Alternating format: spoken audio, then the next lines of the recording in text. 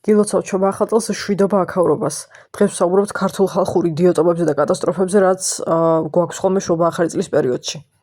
ამ კატასტროფებში მე ვგულისხმობ როგორც ნაძვის ხის ანთების დროს გადაჭედილ თბილისს და უაზრო საცობებს და სრულიად გადაკეტილ ქუჩებს, ასევე ვგულისხმობ ფეიერვერკების გამო დამწვარ სახლებს, მანქანებს და თითებს და კიდევ ბევრ რამეს. პირველ რიგში დავიწყოთ ნაძვის ხის გახსნით. ესე იგი, მე უნივერსიტეტში ბაკალავრიატის ბოლო 3 წელი ისეთ ფაკულტეტის შეცვლის გამო ისეთ ადგილას მომიწია სიარული, რომელიც მდებარეობდა ფაქტობრივად თბილისის და რუსთავის გზაზე. ხო და ეს იმას ნიშნავდა, რომ რუსთაველიც უნდა გამევლო თავისუფლებაც და აბანო-თუბანი და ასე შემდეგ რუსთავის გზატკეცილი არა, მაგრამ ფონიჭალა, მდე უნდა მივსულიყავი ფაქტობრივად.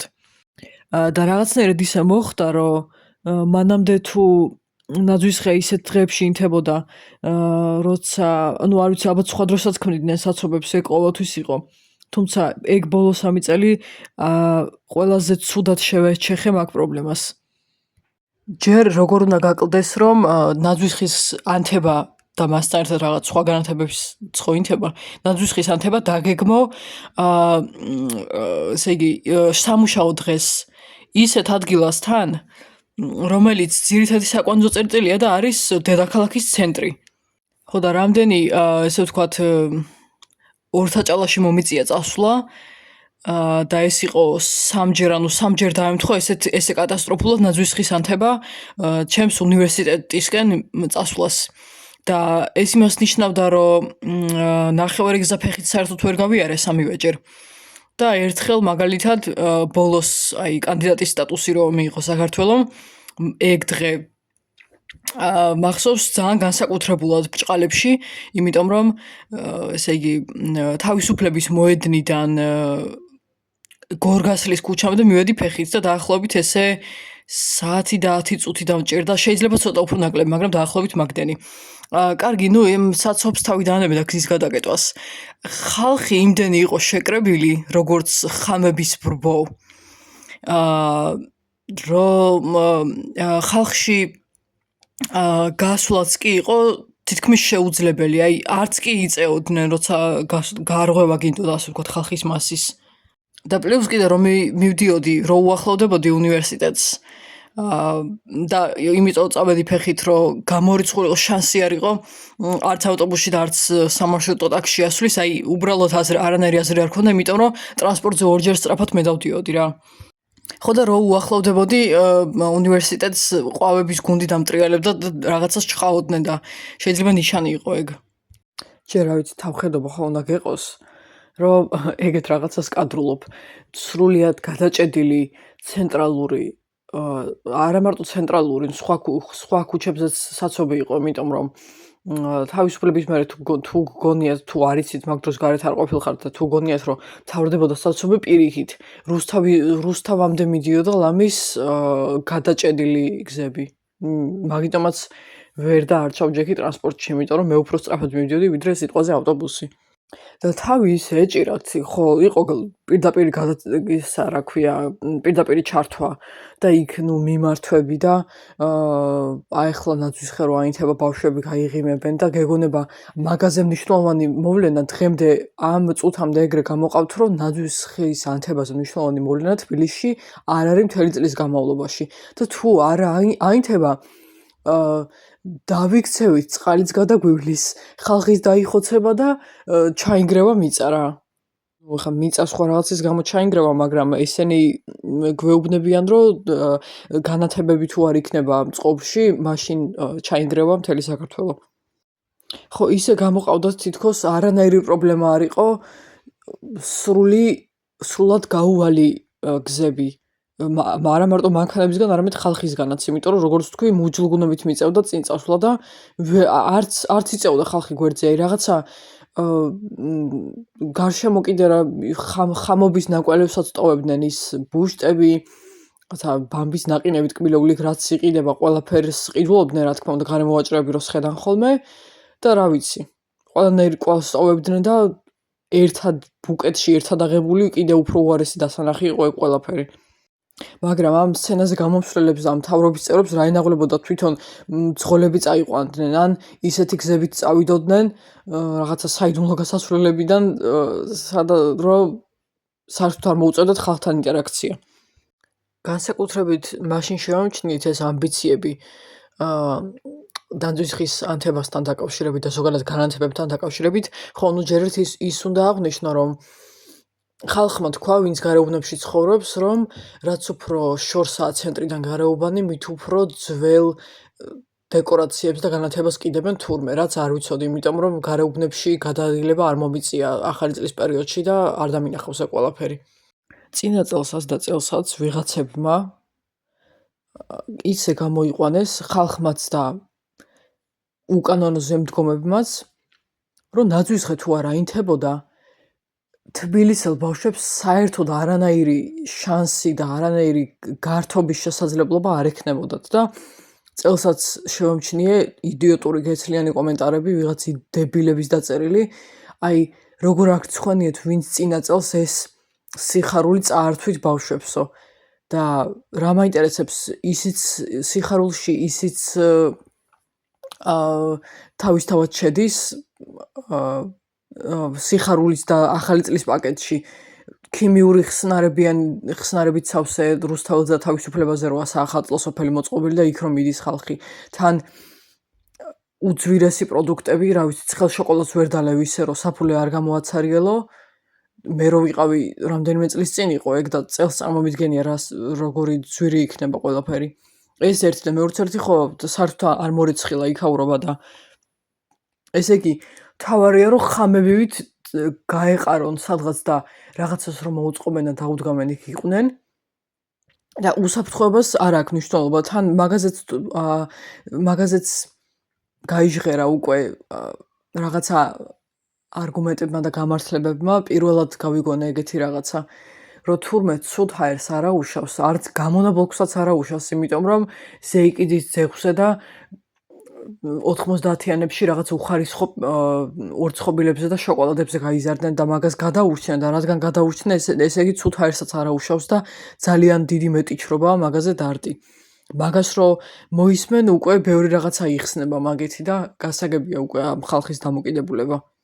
ალბათ ვიღაცა გეტყვის ისედაც სუნთქავს ბავშვი ცუდ ჰაერს რა ისედაც ტყვია ჰაერში და დიდი რამე ახლა რუსთაველზე თუ გავიარე და არ ვიცი ახლა არც ქიმიკოსი არ ვარ და არც მაგ საკითხების ექსპერტი ნამდვილად არ ვიცი ეგ ნაერთები რამდენ ხანს რჩება ან ჰაერში ან მიწაზე მაგრამ ფაქტია რომ რადგან ქარხანაში და ომის დროს იყენებდნენ ქიმიურ ხსნარს ნამდვილად იყო მოსარეცხი ნამდვილად და მაგას თბილისის ქუჩები ისედაც არ ირეცხება და ბავშვებზე ძალიან შეწუხდებოდნენ ახლა.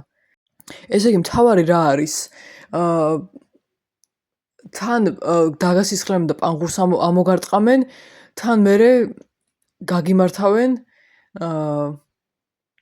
საახალწლო წარმოდგენებს და იქაც ვალდებული ხარ რომ მიხვიდე. სავალდებულო არ არის, მაგრამ ვალდებული ხართ. და რა ვიცი, პოლიციას და მთავრობას უნდა აჩვენო, რომ თავსიგლეჯ ისე ერთობი და ისე დროს ატარებ, არ ვიცი, ეგეც მე მგონი სავალდებულო გახდა უკვე.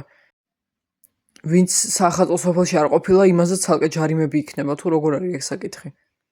თავხედურად გვახვევენ თავზე, აი ესეთ რაღაც ჭაობში ჩაძირული საბჭოთა სკოლის მოდელს. როცა მოგვინდება გიყვირებთ და გირტყამთ, როცა ჩვენ მოგვინდება, მაშინ გაერთობი, როცა შენ მოგვინდება, მაშინ არა. და გაერთობი ჩვენ მიერ დადგენილ პირობებში და სანამ წრეს შემოგიხაზავთ, იმას არ გადაცდები. ამ ხალხით გინდა ქოცები დაარქვი, გინდა ცენტრისტები, გინდა რუსეთუმეები, უბრალოდ გაოგნებული ვარ. თითქოს რო კითხო, თავისი შვილების დაცვა ადარდებთ, როგორც ჯანმრთელობის, ისე გარყვნილებისგან დაცვა. ხო და მე ვერცერთი ვერ დავინახე ამ ეტაპზე, როცა ეს საახალწლო სოფელი გახსნეს და ესე თქვათ რაღაც საახალწლო ღონისძიებები დაიწყო, ასეთი იდიოტური გულუბრყვილო დამოკიდებულება მე მგონი საქართველოში რაღაცა პერიოდის განმავლობაში მაინც სანამ ყველაფერი წესრიგში არ ჩადგება, არ გაქვს უფლება ადამიანს რომ იყო გულუბრყვილო. და რაღაცეები უბრალოდ შეყარო კუთხეში და გადააფარო ნაჭერი რა.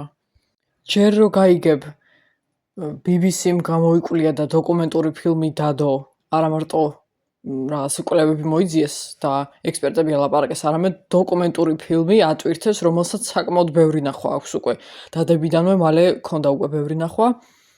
და როცა იცი, რომ არა მარტო ბრწყლებს ჩვეულებრივი გამონაბოლ ქვიტყვია და ბინძური აირები კი არ არის ჰაერში და სმოგი და მტვერი და გამონაბოლქვი, არამედ ომის დროინდელი ნაერთი.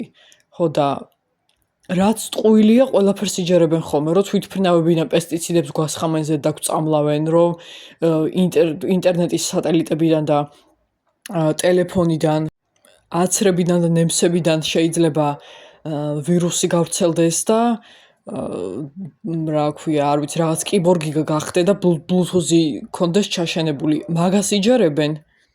და კიდე იმას რომ რა ვიცი, სხვა პლანეტაზე ხვლიკის თავიანი ადამიანები არიან თუ როგორ არის ეგ კონსპირაციული თეორია, კარგად აღარ მახსოვს, თუ ვიზეც ვიღაცებს ამოირჩევენ ხოლმე და იმაზე ამბობენ, რომ ხვლიკის თავიანები არიან სინამდვილეში თუ რაღაც სხვა რასას ეკუთვნიან.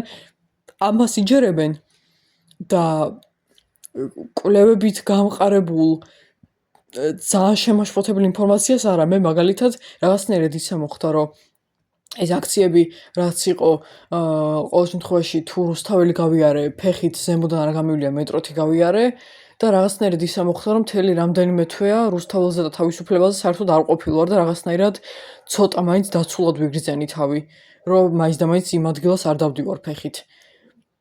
და ესენი დადგნენ და გართობის და ჯადოსნური ახალი წელის სახელით ბავშვებს ასუნთქებენ პირდაპირ მნიშვნელობით ჰაერში გაბნეულ კიბოს და სიმსივნეს რა. მშობლების გარკვეული კატეგორია საქართველოში ხშირად ისე იქცევა, გეგონება ბევრი შესაძლებლობა ქონდეთ და მართლა რაღაცა მაღალი მდიდარი კლასის წარმომადგენლები არიან, რომლების შვილებსაც კერძო სკოლის გარდა სხვაგან არ დაუდგამთ ფეხი, მაღალ რაღაც ძალიან ძვირად ღირებულ სპორტის სახეობებზე დადიან და ასე შემდეგ. ეგ ხო არ არის ყველას რეალობა, ეგ არის ძალიან მცირე პროცენტის რეალობა, მაგრამ დანარჩენებიც ისე იქცევიან თითქოს არ ვიცი მე, კობრის ხიზილალის და ესეთი რაღაცების გარდა არაფერს არ ჭამენ და ძირითადად პრეტენზიულ რაღაცებს დასდევენ და მარტო სრულიად გაწმენდილ ჯანმრთელ რაღაცებს იღებენ და ასე შემდეგ და თურმე რაღაცებში მაგრად იჭრებიან და საერთოდ არ ყოფილა ეგრე. ძალიან სუფთა კი არა ხო, პრინციპში ჩემ თავს ვეწინააღმდეგები და იმათ ნათქვამსაც რაც დაახეთქეს, რომ თურმე ცუდ ჰაერსაც არ აუშავს და მორჩნენ რა ეს აქტივისტები მაგაზე ყვირილს და არ აუშავს ზეგიკიძის ძეღს გადარჩენილ თაობას ვერაფერი ვეღარ დაემართება ამაზე უარესი. ამაზე დიდი იდიოტიზმი იშვიათად მომისმენია. უბრალოდ ერთს დავამატებდი, რომ მინდა რომ ესეთი ხალხი აღარ წიოდეს მაინც, რომ თავის შვილების და ზოგადად ქართველი ბავშვების ჯანმრთელობა ადარდებს, ან როგორც ფიზიკური, ისე ფსიქოლოგიური ჯანმრთელობა რა, როგორც იმასაც ვუნავთ, რომ ბავშვებს რაც გარყვნის ის არ დაანახოთ, მე მგონი ომის დროინდელი ქიმიური საწამლავიც თანაბრად შემაწუხებელი სადარდებელია რა. ესეთ რაღაცას რო იტყვი, მაშინ აღარ უნდა გქონდეს იმაზე პრეტენზია და ბევრს აღარ უნდა იცლიდეთ მებს, რომ პირველ რიგში ბავშვებზე ფიქრობ ყოველთვის. იქნება ეს რამე კონტენტი, მედიის რაღაც ნაწილი თუ საკვები და ჰაერი და ასე შემდეგ. რაც შეეხება სხვა საახალწლო კატასტროფებს საქართველოში, ნაძვისხის ანთებასთან მიბმულ საცობებს და გადაკეტვასთან ერთად ეს კატასტროფები არის ფეიერვერკისგან და ზოგადად პიროტექნიკისგან ხალხის დაზიანებაც, შეშინებაც და ქონების დაზიანებაც. ფეიერვერკით და პიროტექნიკით თითების დამწვრობა, მუცლის დამწვრობა, ყველა კიდურის დამწვრობა, თითების მოჭრა, რა ვიცი კიდე. სხვათა შორის ისეთი შემთხვევებიც ყოფილა, როცა ბავშვებმა პატარა ასაფეთქებლები ვიღაცებს დაუდეს წინ და ვიღაცა შიშისგან მუცელი მოეშალა. წელს მიუხედავად იმისა, რომ ყველაზე ესე მკაცრად არის აკრძალული და გარემო ვაჭრებს საერთოდ წაართვეს პროდუქტი გასაყიდი და ესე კანონის დონეზე ხო არა კანონის დონეზე აიკრძალა კი. ოღონდ ისიც იმის გამო და მაშინ როცა თვითონ ჩათვალეს საჭირო და თვითონ შეწუხდნენ, რომ ხალხს რაღაცების გასაპროტესტებლად აღარ გამოეყენებინა პიროტექნიკა და არა იმიტომ რომ ვიღაცის უსაფრთხოების გამო აიკრძალა. ყოველთვის დაურეგულირებელი იყო ეგ ბაზარი და ყოველთვის სადაც კი საერთოდ გარემო ვაჭრე შეიძლება დაეტიოს, დაჯდეს და გაშლილი ქონდეს პროდუქცია, ყველგან ყოველთვის ყიდნენ ხოლმე ახალი წლის წინა პერიოდში და ახლაც იგივე შემთხვევაა და შეიძლება ბევრად უფრო ნაკლებად წინა წლებში და რაღაცნაირად მეორადი პროდუქტიც არის მაგისი თავისთავად მოყვა ის რომ მეორადი თუ მეორეული თუ როგორც არის თავისთავად უნებურად გამოვიდა ის შედეგი რომ ნაკლებად ისროლეს 1 იანვარსაც ახალი წელი რომ მოვიდა რაც მე გამიკვირდა ძალიან იმიტომ რომ მართლა 2 თუ 3 ადგილიდან გავიგონე მაშხალების ხმა სხვა ადგილებიდან საერთოდ არ გამიგია და ასევე უნებურად მოყვა ის შედეგი მაგასაც კარგი შედეგი რომ ნაკლები ცხოველი დაისტრესა იმედია და ნაკლები ჩიტს გაუწყდა გული იმიტომ რომ მე საერთოდ არ ვიცოდი ეგ ფაქტები საერთოდ არანაირი ინფორმაცია არ მოსულა არასდროს თუ არ ჩავთვლით 3-4 წლის წინ პირველად რომ დავინახე ეგეთი ფაქტები ერთ-ერთ გვერდზე ზოგადად ამ ხალხის რომელიც ყველაფერზე მორალურ ლექციას წაიკითხავს ყველაფერზე ყვირის ყველა ეზიზღება ყველას კრიჭაში უდგანან და გამორიცხულია ისე დაიძინონ რომელიმე დღეს რომ ვიღაცა არ გამოლანძღონან გააკრიტიკონ იმ დღეს მაგ ხალხს ძალიან უჭერს და ძალიან იჭრება ეგ ხალხი მოზარდებისთვის და თინეიჯერებისთვის იმის თქმაში რომ ვიღაცას ცხვირწინ ამ ფეხებთან არ აუფეთქონ ასაფეთქებლები რაღა მაგ დროს ამ ეცოდებათ ეს ბავშვები და რაღა მაგ დროს არ ნერვიულობენ მორალურ გარყვნაზე როცა ასაფეთქებლებს იყენებენ და ბოთლებში დებენ ხოლმე და რა ვიცი როგორც თქვი ვიღაცას მუცელიც კი მოშლია შიშისგან იმიტომ რომ ფეხებთან აუფეთქდა რაღა მაგ დროს ახსენდებათ საკუთარი ბავშვობა და ეგრევე არ ვიცი დავნაშავედ გზნობენ თავს თუ რა არის არ ვიცი კი მაგრამ აი რა მოხდა ეხა ისეთი იხუმრა ბავშვები არ ყოფილხართ ეს ბავშვები არ ყოფილხართ ძალიან ბევრ რაღაცაზე ჟღერს ძალიან ბევრ საშიშ რაღაცაზე რასაც ალბათ თვითონაც აკეთებინებდნენ მშობლები ან ბებია ბაბუები ან უფლებას კი არ აძლევდნენ ვიღაცის ჩუმად აკეთებდნენ და მაგიტომ გონიათ რომ იმ წუთში უფრო რაციონალურები არიან და იმ წუთში უფრო ზუსტად იციან რა ტიპის განსჯა გამოთქვან და რომ მხარეს დადგნენ იმისთვის რომ თვითონ უფრო რაციონალურები და ისეთები გამოჩნდნენ რომ იციან ვინ როდის გასაჯონ და ვინ როდის განლანძღონ და შენ როცა მართლა ისეთ საკითხზე დარდობ რაზეც არის სადარდებელი და შემაშფოთებელია მაინც და მაინც ეგეთ მომენტებში უნდებათ რაღაცების ბავშვობით ასაკით გამართლება რაც თავისთავად იმას აჩვენებს რომ ეგეთი სამართალით გაიზარდნენ ზოგადად და როგორი ესე ვთქვათ როგორი ფსიქოლოგია და კულტურაც და როგორი სამართალიც მოყვებოდათ 60-70-იანების და 80-იანების დროიდან ისეთებად დარჩნენ ბოლომდე არაფერი არ შეცვლილა მაგ ხალხში არც კოლექტიურად და არც ინდივიდუალურად დარწმუნებული ვარ როგორც ლაპარაკობენ ახალგაზრდობაში ზუსტად ისეთივე სიტყვებით ლაპარაკობდნენ და ისეთივე გამომეტყველება და ინტონაციაც ჰქონდათ აი მათ რო აუფეთქოს ვინმე მასაფეთქებელი პირადად ფეხებთან ან სახლში რო შეუგდოს ან რამე ასეთი ან მათ მანქანას რო დასცემოდა ფეიერვერკი მაგ შემთხვევაში გასკდებოდნენ ალბათ არ ვიცი ნუ გააჩნია ახლა შეიძლება ბავშვები გაელანძღათ შეიძლება არა ნუ ვისზეც იმ მომენტში იქნებოდნენ გამწარებულები და ზოგადად ვინც მათთვის განტევების ვაცია იმას გალანძღავდნენ პირველი იმას მისცვივდებოდნენ არ ვიცი დევნილებს ჩამოსულ უცხოელებს რეგიონიდან ჩამოსულ ხალხს რა ვიცი ამათ ხო ბევრი განტევების ვაც იყავთ და ბევრი ჯგუფი ეზიზღებათ განსაკუთრებით შემაშფოთებელი იყო აღარ მახსოვს რომელი წელი იყო 2019 ალბათ შეიძლება თუ არ მეშლება ან 2018 როცა მანქანებიც დაიწვა ვიღაცის ავტოფარეხიც დაიწვა და რომელიღაც ბინებშიც კი იყო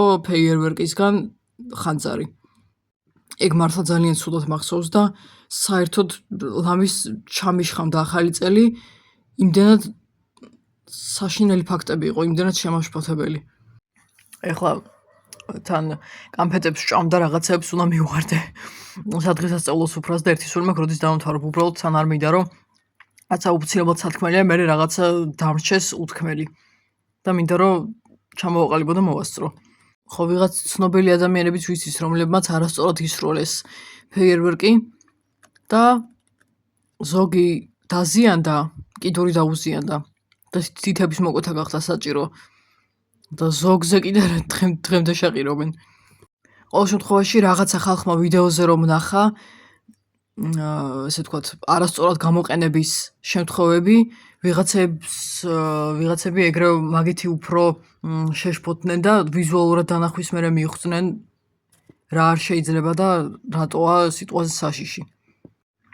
ყოველთვის იყო სხვათა შორის ფაქტები, რამდენჯერ მომხდარა, რომ ლამის მიყოლებით ყოველ წელს, ეხლა წინა წელს მოხდა პირველად, რომ ეს ინიციატივა დადგა მთავრობისგან, ისიც იმიტომ კიდევ ერთხელ რომ თვითონ შეწუხდნენ, რა თქმა უნდა, და საერთოდ არავის უსაფრთხოებაზე არ უნერვიულიათ და მაქედან არ მიუღეთ ეგ გადაწყვეტილება.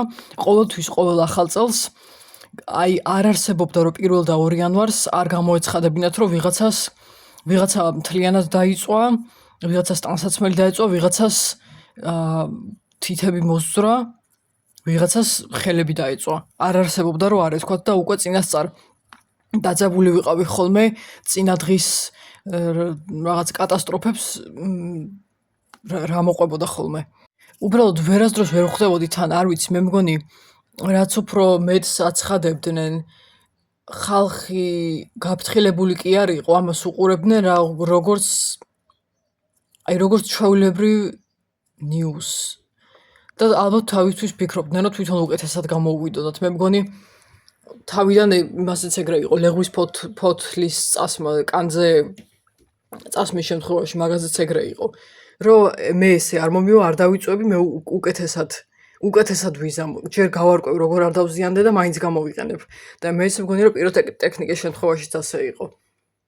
მე უკეთესად ვიცი, არ შემეშლება და არ შემეშლება კი არა, აქციებზე სხვათა შორის ძალიან ცუდად იყენებ და მართლა შეიძლებოდა რომ ეგრე ვიღაცა მომკვდარიყო, ვიღაცას მოხვედრო და ვერაფრით ვერ მივხვდი რატომ ისცეს თავის თავს მაგის უფლება. ფეიერვერკი უნდა იყოს აუცილებლად ზემოთ აშვერილი ცისკენ. უნდა იყოს ან უნდა ვიღაცას ეკავოს, ან უნდა იყოს მიწაში ჩარჭობილი და არაფერს არ უნდა უმიზნებდეს, არც სახლებს, არც ადამიანებს, არც შენობებს და ჯერ ერთი მაგ წესს ალბათ ძალიან ცოტა თუ ითვალისწინებდა. და ვიღაცები არ ვიცი, ალბათ სპეციალურად აკეთებენ. შეიძლება რამე ფეტიშია ეგეც, რომ დღესასწაულზე ვიღაცის მოკლა გინდოდეს ან დაწვა, არ ვიცი. გამოსაკვლევია ეგეც. და სახალხო საცობებს რაც შეეხება, არ ვიცი, რომელი საათიც უნდა იყოს, დილის 9 საათამდე ახლა ხო არ დადეგები, არავინ სამსახურში ბევრი ხალხი არ დადის და სკოლაში და უნივერსიტეტში არავინ არ დადის. ხო და აი ეს საცობებს რო ჩართავ Google-ის რუკაზე, აი ეს წითელი ხაზები რატოა ამდენი, ვერაფრით ვერ ხვდები. ალბათ პირველ რიგში იმის გამო, რომ მოძრაობის დიზაინი ქვია მაგას თუ დაგეგმარება თუ რა ქვია, არ ვიცი. მანქანების მოძრაობა არის დაგეგმარებული არასწორად და გზების მიმართულებები რამდენჯერ შეცვალეს. თან რა თქმა უნდა, ყოველთვის საკვანძო წერტილებში და ცენტრალურ გზებზეა ეგეთი ამბავი. ერთი ისე საბადურის ტყეც უნდა ნახო ახლა. თუა წითელი, მართლა შევამოწმებ და ვნახოთ რა იქნება. რამდენად ბევრი ხალხი აეყარა იქ, რომ ფოტოები გადაეყოთ, გეგონება თავს სხვაგან ვერ იპოვიდნენ თბილისთან ახლოს სხვა ტყეში. ერთი უნდა ვნახოთ და შემდეგ პოდკასტში ვიტყვი რა აღმოვაჩინე. მოკლედ ჯობია ახლა გავჩერდე და დავუბრუნდებით